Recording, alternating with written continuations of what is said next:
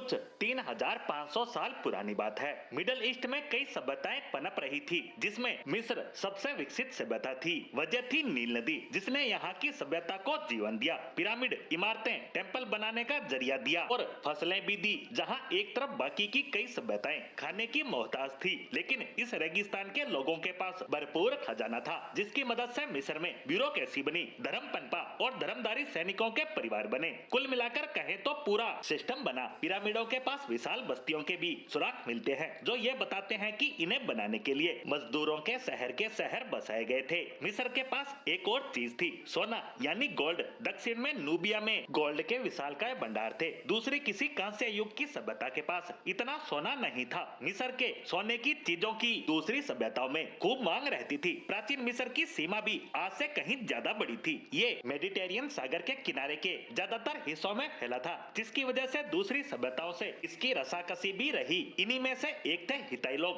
जो एनाटोलिया के ज्यादातर हिस्सों में अधिकार रखते थे। इस सभ्यता की नींव भी दो धातुओं, टिन और कॉपर पर थी, जिन्हें मिलाकर कांसा बनाया जाता था। तांबा इन्हें साइप्रस के टापू से मिलता था, लेकिन टिन के मामले में ऐसा नहीं था। ये कॉपर या लोहे की तरह नहीं, बल्कि काफी रेयर था, जैसे यूरेनियम। जहाँ जहाँ कांस्य युग की सभ्यता फैली, वहाँ या तो टिन के सोर्स पर्याप्त नहीं थे, या फिर तांबे के। किन हित्ताई लोग व्यापार के मार्ग पर थे, तो इन्हें टिन मिलता रहता था। हालांकि व्यापार मार्ग को खुला रखने के लिए इन्हें संघर्ष भी करना पड़ता था, जिस कारण ये बड़ी सैन्य शक्ति के रूप में भी उभरे, जो मिस्र से टक्कर लेने वाली चुनिंदा सभ्यताओं में से एक थे। ऐसे में सबसे पुराने संधि समझौतों में मिस्र और हित्ताई लोगों के नाम शामिल हैं। ऐसी ही सभ्यता हड़प्पा और मोहनजोदाड़ो भी थी। भले ही इन्होंने पिरामिड जैसी विशालकाय इमारतें ना बनाई हो, लेकिन इनकी अपनी लिपि, शहरों का प्लान, कला, मनोरंजन के साधन और दूसरी सभ्यताओं के साथ व्यापार था। हम मिडल ईस्ट के आसपास की कांस्य सभ्यताओं को देखें तो ये ईसा से 1200 से 1150 के बीच खत्म हो गई।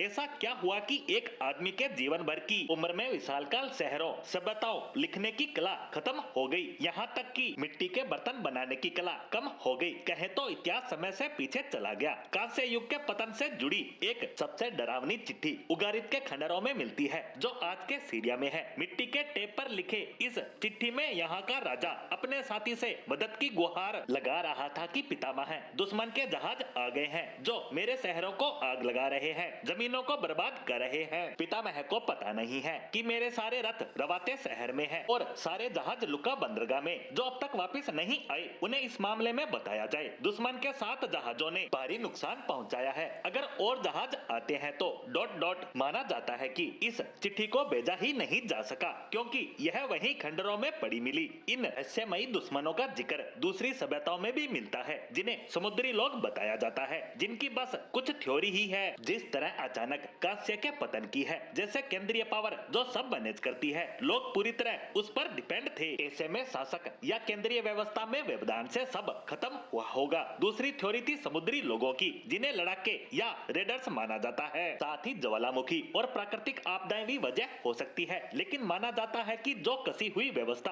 कांस्य युग में बनी, उसी की वजह से वो टूटने की कगार पर आई। व्यापार पर असर पड़ा होगा, सेनाओं का वेतन प्रभावित हुआ होगा, किसानों और आम लोगों का जीवन इन सब से प्रभावित हुआ होगा, जिसके बाद विरोध पनपा होगा या महामारी आई होगी। कोई भी जंजीर उतनी ही मजबूत होती है जितनी की उसकी सबसे कमजोर कड़ी। एक कड़ी के टूटते ही कांस्य युग की सभ्यताएं भी गायब होती गई, और आज अगर कुछ बचा है तो बस एक इतिहास।